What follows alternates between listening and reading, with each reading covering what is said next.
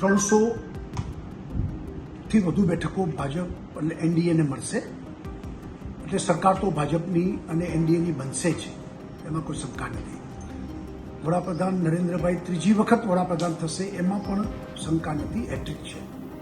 સવાલ એક્ઝિટ પોલે જે રીતે આંકડાઓ આપેલા 350-360 એમને કીધું હતું એના પ્રમાણમાં ઓછી બેઠકો છે.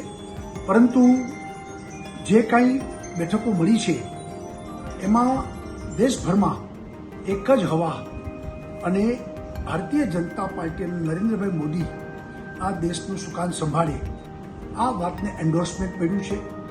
સૌથી મોટી પાર્ટી પણ ભારતીય જનતા પાર્ટી છે. વોટ શેર પણ ભારતીય જનતા પાર્ટીનો સૌથી મોટો છે.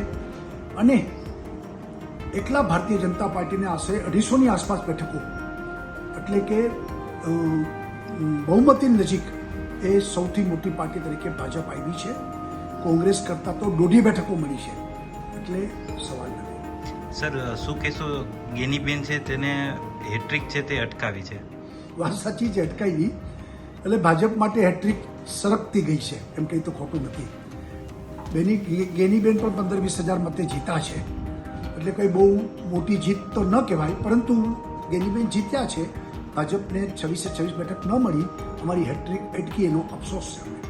સર, જે ઉત્તર પ્રદેશ છે, રાજસ્થાન છે, મહારાષ્ટ્ર છે, ત્યાં ઓછી સીટ મળી, એનું શું કારણ કહી શકાય?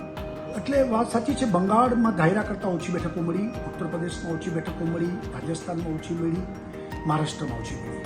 અને એને કારણે આંકડો આગો પાછો થયો છે. હવે એના કારણોના વિશ્લેષણો હજુ 2-3 દિવસ લાગશે, બધા વિશ્લેષણ થશે, પછી કારણો મળશે. અત્યારે તો ઓછી મળી છે સીટ, એ હકીકત છે.